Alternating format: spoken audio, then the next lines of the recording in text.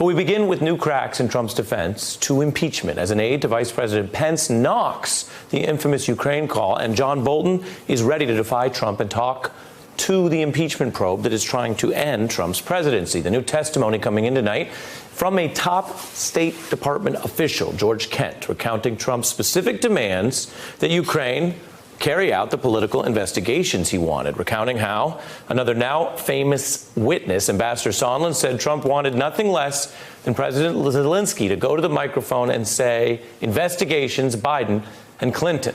Kent also telling Congress that the facts showed the entire effort was to initiate politically motivated prosecutions that were injurious to the rule of law.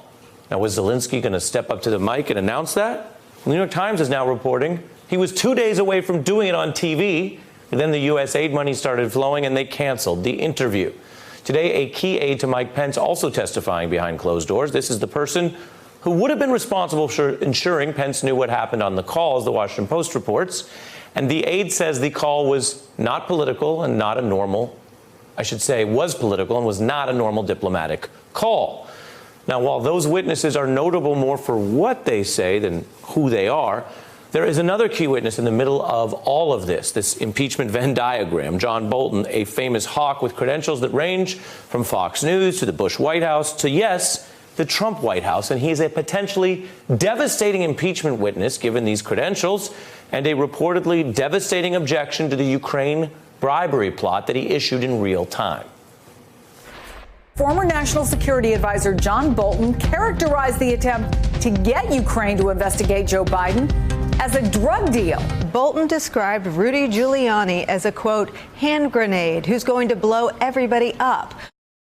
Did not face the investigators today. But this is what's rattling Trump world. Reports that show he is now willing to defy Trump and testify as long as a, quote, court clears the way. We have a lot in the show tonight. I want to begin on this piece of the breaking news with the Daily Beast's Margaret Carlson and Jason Johnson from TheRoot.com. Good evening to both of you. Good evening, Ari. Good evening.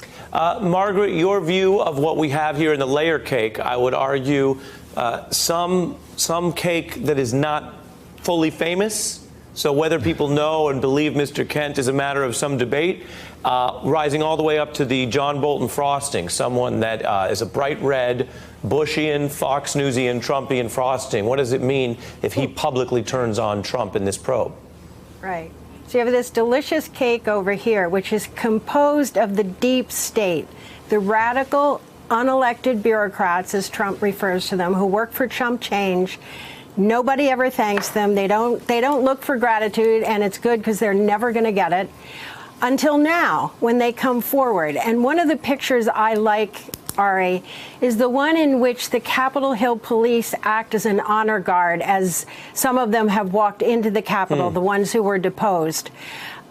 These are unimpeachable witnesses. They only have a stake in representing the country, not in representing Trump, not in, as Trump represented himself, but just in the country. And don't you find, like, discovering their resumes, what they've done with their lives, it's enough to make you want to do something to say thank you, but you really can't. And then you do have the shiny objects over here, the frosting, as you say, and the idea of Bolton is now joined with his assistant Charles Kupperman in the lawsuit, not the lawsuit, but asking the court to decide what they have to do.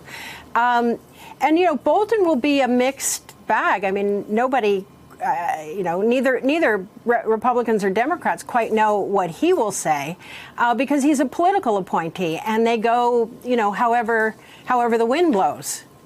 In some ways, I mean, he'll tell the truth, but the truth will be as he sees it. As he sees it, and to Margaret's point, Jason, Bolton is someone who is a star witness in the traditional sense of the word, because he's one of the more known individuals, as I mentioned. Whether he is a star witness for what Adam Schiff and the Democrats want to illustrate is unknown, because Mr. Bolton could ultimately turn and say, I warned them against the drug deal. I said this was terrible, yada, yada. But he might actually still land on where some other establishment conservatives have landed, which is criticizing and then arguing ultimately against the radical, with constitutionally radical remedy of impeachment, conviction, and removal? You got Sondland, you got Taylor, you got Bolton, cake. It's not even Nancy Pelosi's birthday, right? But this is the perfect list of sort of witnesses to come forward for the Democratic Party. Are you saying we're going to party like it's your birthday, Jason? We're going to party like it's your tomorrow. birthday. But here's the thing, and this is really important for, I think, the public to understand here. The list of people who are coming out, even with John Bolton, who everyone knows is going to be a bit volatile, this is a setup. The Democrats have laid out a group of people who they know are going to be a fire lineup for the public to see. They know that these people sound like they're really responsible. They know that these people don't sound particular partisan. So at that point, let's say John Bolton comes in at the end. If he sounds like a crazy flamethrower, if he sounds like Corey Lewandowski, he's going to end up looking like the outlier because everybody else is going to have these sober, responsible ways of telling the story. So this is fantastic for the Democratic Party right now. And then, Margaret, I want to give credence here, or at least coverage to what we're seeing. Every trial has two sides. Every case has two sides. The Republican side, we've reported, has often been really vague or really confused. You go full Mulvaney, then you walk it back. Fox News' Steve Doocy reported last night, said, well, if there was proof that the money was conditioned on the probe, that would be off the rails wrong. Then he reversed himself. But we are seeing an evolution in the defense. I want to show Chairman Grassley, who's a longtime Republican, is saying, well, look, the Obama administration, we have to look into whether they took any policy decisions related to Ukraine and Burisma, the Biden company. Were they improperly influenced by the financial interests of those Biden family members? That seems to be a way to kind of go in the Wayback Machine, change the subject to the past administration, Margaret. Well, there's so many diversions, or you just can't keep up with them. Lindsey Graham being one of the worst lately, which is to say, like a toddler, I'm not listening to anything. I don't want to hear anything you have to say. Now, if he said that because he's a juror in the Senate, that might be one thing. But he's saying it because there's nothing that Trump will tolerate from Lindsey Graham. When Lindsey Graham complained about what was happening to the Kurds, he quickly found a reason to back off that. Trump calls him, scares him, puts the fear of God into him, and then he backs off. And this is what they all do. Steve Doocy, there is something about Trump that makes grown men quake in their boots. And Senator Kennedy, adults in general, grown up, right. and then they do the toddler thing, in order to comply with Trump's wishes. And what Senator Kennedy said last night about Nancy Pelosi, which I'm not going to repeat, Senator Kennedy can sometimes be, like a normal person, folksy, you kind of like him. But that was something he said because Trump was there. And he had to play Trump by Trump's rules. Right. And you're really talking about if it gets to the Senate, how do those senators feel caught between this president, his tactics, a looming election, and their constituents, who two-thirds of the Senate won't be facing this cycle. But in 2 or 4 years, what does history do? I want to tell everyone the rules of the road here because we've got so much news in just this first segment. I'm going to keep moving. Margaret Carlson, thank you as always. Okay. Appreciate you being here. Jason, stay with me for breaking news from 2020. A spokesperson for Michael Bloomberg tonight, as we're coming on the air, saying Mike Bloomberg is now planning to file for the Alabama 2020 presidential primary, sending staffers to Alabama to get the requisite signatures to qualify for that primary. This is significant because it has a Friday deadline for the candidates to get on the ballot to be able to enter the race. Jason, this is a real thing. Sometimes in politics, there is the press conference, there is the leak, there is all of the theater. This is the opposite. This is a campaign we have just learned tonight, really in a more clear way than ever before, has meticulously been counting every deadline and has decided in this seemingly random state of Alabama with the first deadline, Mike Bloomberg actually is seriously considering getting in, and he could run against Democratic candidates. Your view?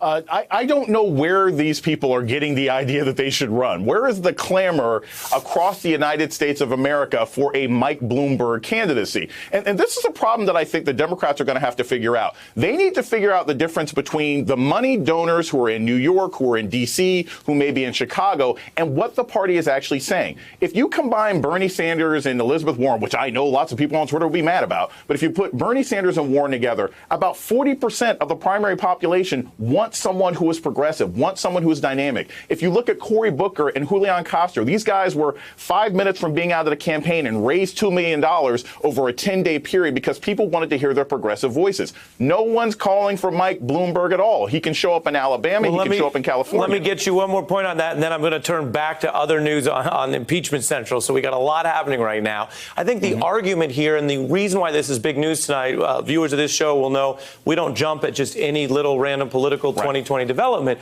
It is significant that someone with this much money, who has won in a blue state, who has won against the odds before, who waited, which means Mike Bloomberg, whatever his polling, whatever his apparatus is, he wasn't out in the beginning just throwing his money around, Jason. He clearly has a team that has surveyed this field, that has watched, I think it's fair to say, growing concern over Joe Biden, Bloomberg fitting more into that lane than, as you say, a Bernie Warren lane, and is not necessarily yet thinking that anyone else, as a couple months out from Iowa, has a lock. Not much of a difference between Michael Bloomberg and Tom Steyer. And Steyer's been out there longer. I mean, I know these guys grow up saying, when I grow up, you know what I want to be? The president of the United States. Well, that's wonderful. But it doesn't mean that you actually have grassroots support. You can hire all the best consultants that you want, but it doesn't mean that you actually fit in with what the public is voting for. And I think the Democratic Party as a whole has got to figure out this lesson. They've got to figure out what the public actually wants, not just what they think their money class is calling for. And to your point, is Mike Bloomberg a longstanding Democrat? Not recently. No, not recently. And plus, look, he's coming out of New York. He's got a sort of media empire that goes with him. In theory, on paper, that sounds like someone great to run against Donald Trump. But if you don't have the sort of grassroots support that you need, if you haven't been out there, even the way Tom Steyer has been in Florida and Georgia and other places, you're not going to be able to galvanize the important constituencies that you need. I think you make important points there about thinking through the entire holistic grassroots perspective of the Democratic Party. As a piece of news, it is I could just say it is a huge deal that someone with Bloomberg's background and war chest is now looking at getting in. And what does that do to scramble potentially the Democratic race? Jason Johnson, appreciate your view on those two different stories. Thank you. We keep barreling along here, back to impeachment. This is another thing we want to get to, and I have two special guests that we're about to turn to. Consider this news. The man that Donald Trump has repeatedly turned to in these investigations into his presidency is Attorney General Bill Barr. News breaking in the Washington Post that Trump asked him to hold a press conference at the president's potentially improper request to clear Donald Trump in the middle of the Ukraine scandal. Barr, quote, ultimately declined to do so, according to this new report in the Washington Post. That is a break from other times when Mr. Barr has jumped at the chance to publicly defend his boss, Mr. Trump, using the credibility of the independent Justice Department in ways many legal experts condemned. The evidence developed by the special counsel is not sufficient to establish that the president committed an obstruction of justice offense. The president was frustrated and angered by his sincere belief that the investigation was undermining his presidency. The bottom line was that Bob Mueller identified some episodes. He did not reach a conclusion. He wasn't exonerating the president, but he wasn't finding a crime either. It was my prerogative as Attorney General to make that decision. A big story, and we turn to two experts, former federal prosecutor John Flannery and Matt Miller, who worked at the Justice Department under Eric Holder. Good evening, folks. Evening. Good evening. Mr. Flannery, what does this story mean to you? Well, I guess Trump's of the view that, hey, twice this guy's taken care of me. He killed the Mueller report, and then he's investigating the investigation. But what he should have studied was that great American philosopher Clint Eastwood said a man ought to know his limitations. And I think Barr looks at this and he says, that stone wall, it seems like it's crumbling and falling down like the walls of Jericho, and maybe I don't want to do any more of this. And so he's standing back. I mean, some people would like to believe he's such an ethical presence that he wouldn't do this improper thing. But the people who come within the ambit of Trump all do improper things at some time or other. And Barr is no angel, as evidenced by both the clip you showed and what he's been doing since. And for all we know, we have 93 U.S. attorneys, all of whom are toadies to whatever he wants to have happen to protect the president while he's the attorney general. So I think this is a show of the weakness of the president, that the air is going out, that people are coming forward who we consider properly as patriots, who are telling us the truth about this corrupt deal of bribery and misconduct. And all at the expense of the Ukrainians. Very interesting. Matt, I have a short question with a follow-up for you, okay? Okay. In your time in the Justice Department, when you were, of course, on day-to-day speaking terms with the Attorney General, Eric Holder, you were involved in all sorts of things. Did you ever get a request like this from President Obama on any topic? No, that'll be fair. You know, President Obama was never the subject of multiple criminal investigations, so it's a little apples to oranges. Well, it is and it isn't. There were people that I'm sure the president may have had a personal view. That is to say, over 8 years, Barack Obama, like Donald Trump, as a human being, might have thought, gosh, I'd like this or that to go away, or gosh, I'm running for re-election. But you're telling me that you're not aware of that call ever being requested. No, I mean, the White House and the Justice Department, both during the Obama administration, respected the traditional boundaries between the two buildings, between the two entities, and that is, you don't talk about criminal investigations, and that rule is kind of times a multiple when it's a criminal investigation involving someone in the White House. And I think that's the important thing. Well, that goes. So let me draw you out on that. That goes to point one, which is the very request from the sitting president in this manner is out of the ordinary, and many experts would say flat improper to ask for it. Then we get to number two, Matt. What do you think as such? You're so steeped in these things that a lot of people don't think about, which is, okay, what does the AG and the DOJ, what do they do when they get pressure? How do they deal with it? How do they document it? People now know from Comey and what he tried to do. What is your view of how we're learning about this and what it means that Bill Barr, who, as John said, would go over other lines, won't go over this one? Well, I think there are two possibilities, and it's hard to know which one. One is the theory that John advanced, which is, look, Bill Barr has put his reputation on the line and taken a hit for the president before, and this was just a bridge too far, that this load was too heavy to carry, and he's not willing to damage his reputation again by doing this for the president. But then I have, there's another explanation, which is that there is something that the Justice Department is worried about. I go back to the fact that they decided not to open a full investigation into this phone call.